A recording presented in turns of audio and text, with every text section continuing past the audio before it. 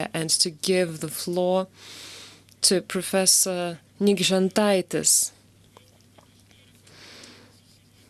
He is a historian who has been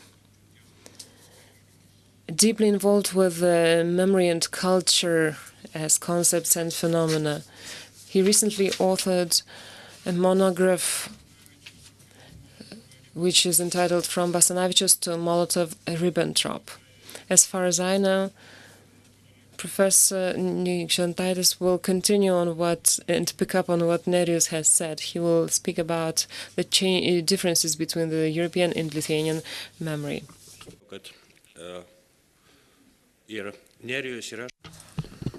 Well, good afternoon. Nerijus and myself will be speaking about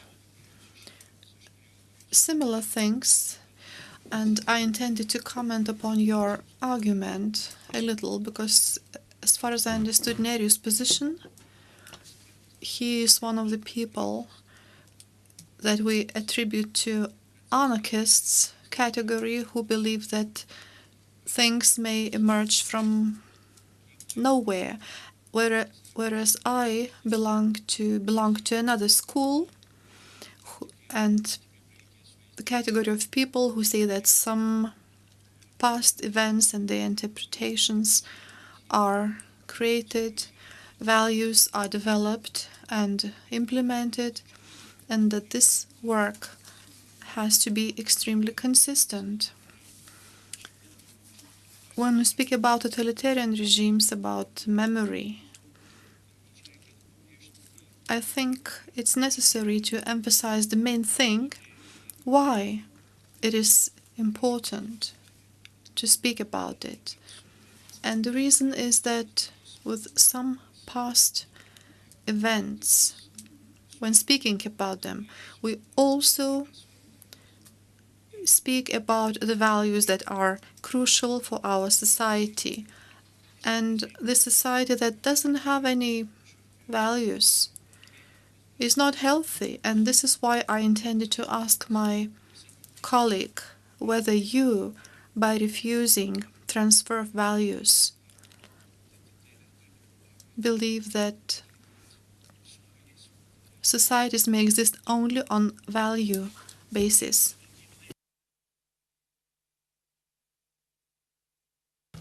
I have a text here in front of me.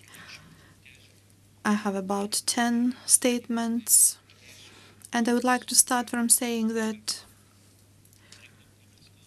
there is something that puzzles me, and that is the memory cultures and their relation to history, because these categories are often mixed together. And from my experience, when I follow discussions in the public space, for instance, about the uprising of June, in my view, this is the discussion not about history, but about memory, remembrance of those events. This is why memory differs from history in, first of all, that it has a very strong value-based foundation. Although history and memory have a common object, which is the past, research of history and building of memory culture are two different disciplines that are more often conflicting than cooperating with each other. Creators of memory culture are not historians in most cases, and they select only statements suitable for building memory from historical research. The goals of these two disciplines also essentially differ. The builder of memory culture uses the past for consolidation of certain values that are important for national, regional, that is European identity as well.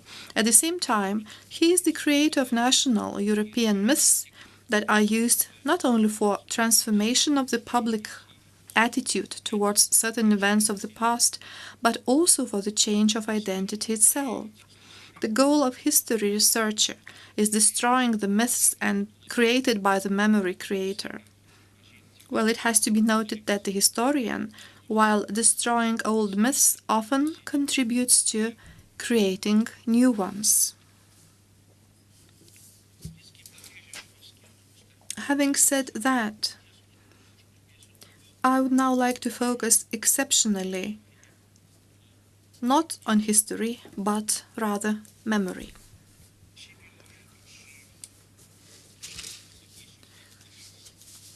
I will better say in the very beginning that regrettably my colleague is not here any longer. I clearly see that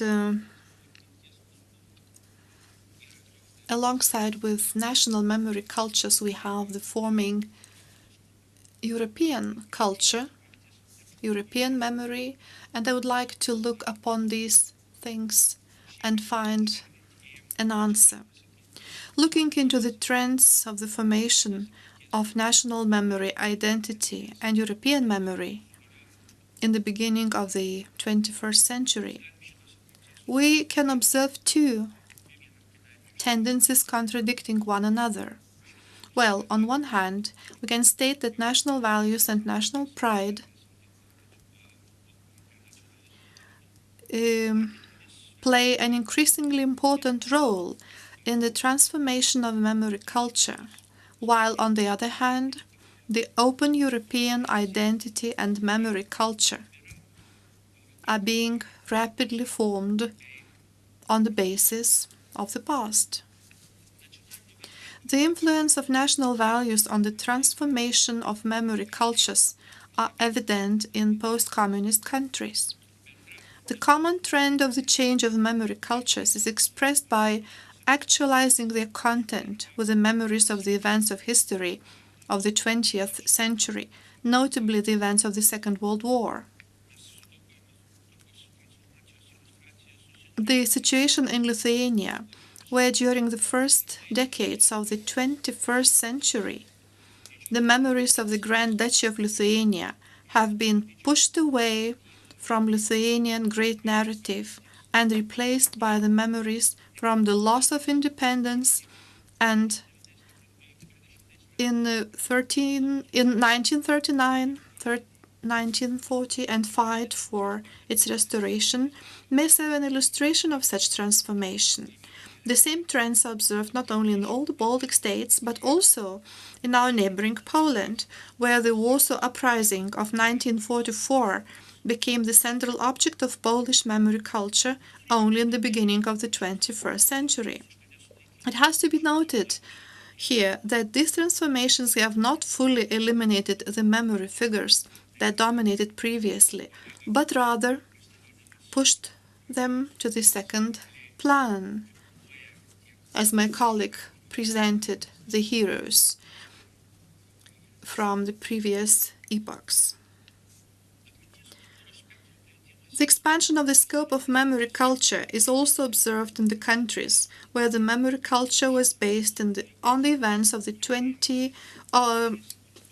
the Second World War in the second half of the 20th century. In Russia, it was not only the myth of the Great Homeland War that was destroyed in the 21st century by emphasizing the role of Russia. However, the attempts have been observed to expand it with the theme of the imperial past, especially by stressing the role of Romanov's dynasty. The introduction of a new state holiday, the Day of Public Unity, is one of the testimonies of such a tendency.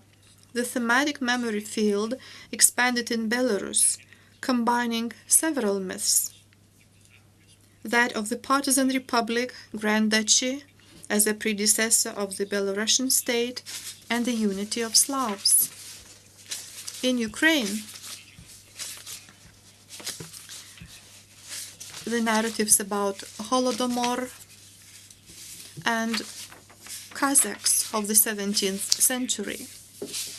It would be a mistake to speak about transformations while limiting ourselves to communist country, because similar tendencies have been observed in the Western European countries as well.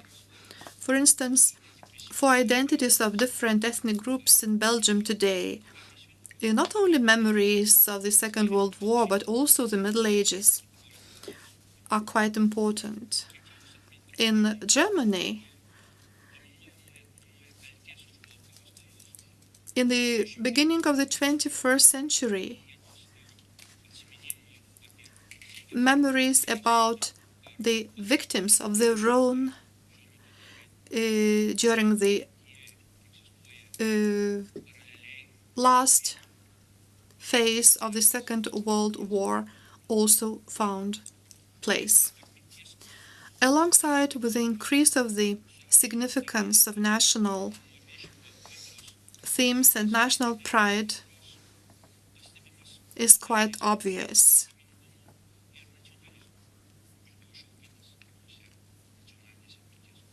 In these national cultures. Looking back into the imperial tradition and introduction of a new state holiday in Russia strengthened the Russian nationalism tendencies. It was not by chance that the 4th of November has been traditionally commemorated by Russian nationalist parade. In Lithuania, where the loss of state independence was one of the main topics, anti-Russian moods reinforced, and that influenced strengthening of Lithuanian national feelings. The connection between anti-Russian and Lithuanian nationalism is evident. The prevailing understanding of yourself as a victim in this narrative encouraged steps aimed at consolidating exceptionality of Lithuanian sufferings. It was not by chance that this year the Lithuanian government contributed to the ceremony of reburial of the former head of the Provisional Lithuanian government accused of anti-Semitism and collaboration with Nazis. My colleague mentioned this step before. I don't act as a judge here and accuse the provisional government as a strong collaborator. In my opinion, this event is special in the way that Germans didn't allow them to collaborate to the very end. However, the fact of collaboration itself is evident, and collaboration has a very distinct value context. I have to note that Lithuanian-Polish relations also renewed certain stereotypes. The very similar trends can be observed in Western Europe as well. For instance, if we look at France, in the end of the 20th century, the famous historian Pierre Nora started issuing a huge publication to describe the French memory places, trying to document, according to himself, the French national tradition. However, before completing implementation of this idea, the author himself stated that nationalism started showing distinct features of life. Even everyone had thought it is not alive any longer.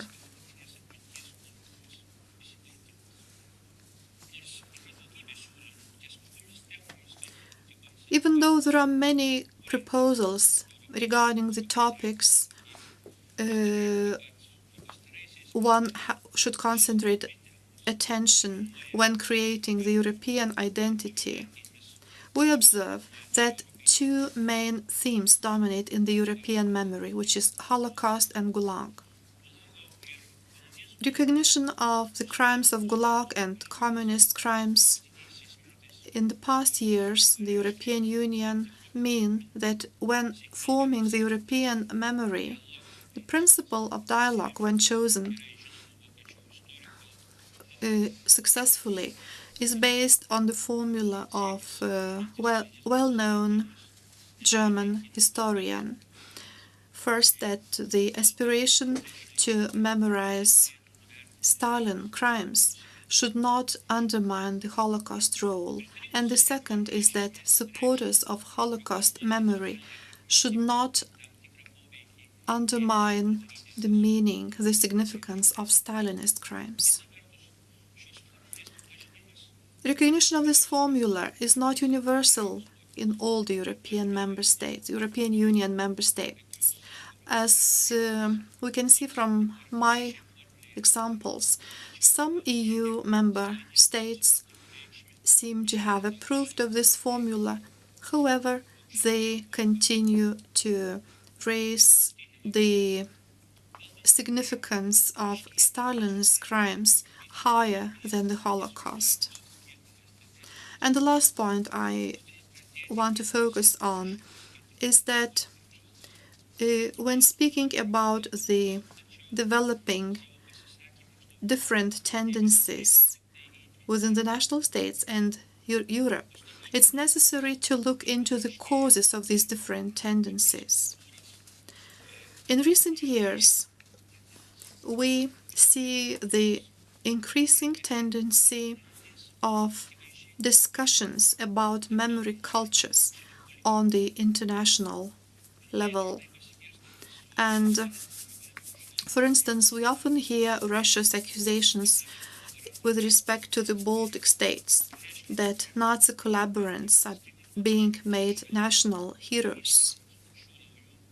Is an attempt to discredit these countries.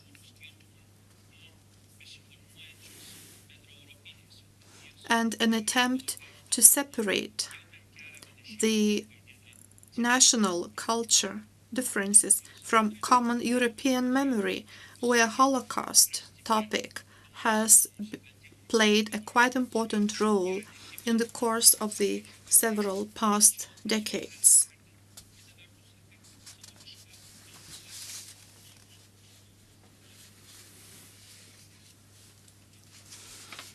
Secondly, it is worth noting that these memory policy wars, during which two European memory topics have been mentioned, mean not only the fight, however, the harmonization and all that is taking place almost exceptionally on the international level. On the national level, it is not only the problem of Lithuania,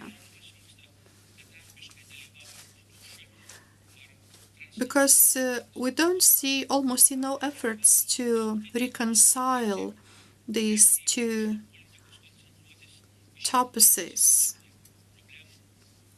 The global economic crisis has made politicians of various countries to concentrate exceptionally on economic problems. Policy, especially on the national level, is increasingly becoming technocratic. And politicians refuse their previous responsibility to deal with the orientation of the scale of values.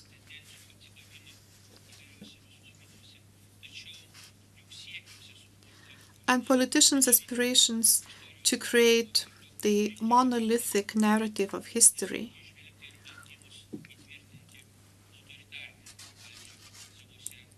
we can see the attempt to consolidate the authoritarian authorities in their communities.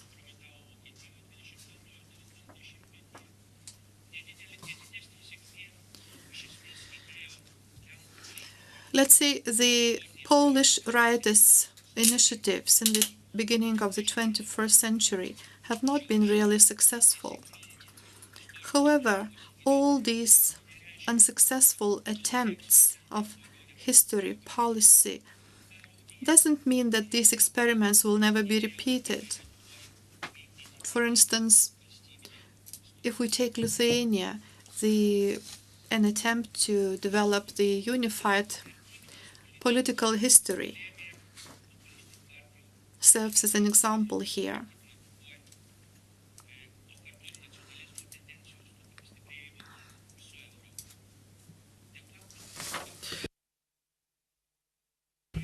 De facto politics lost the initiative in the formation of memory culture, and as German example has shown, the new prevailing memory culture topic in this country has appeared without politicians' will, and this example shows, as it fixes long democratic traditions compared to post-communist countries, make us raise the question, Quo vadis Europe?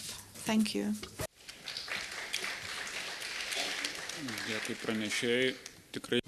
Thank you very much. The presentation was topical and relevant, but unfortunately our time, according to the agenda, has elapsed too fast, so we only have some time for one question. Are there any questions? If not, that's excellent.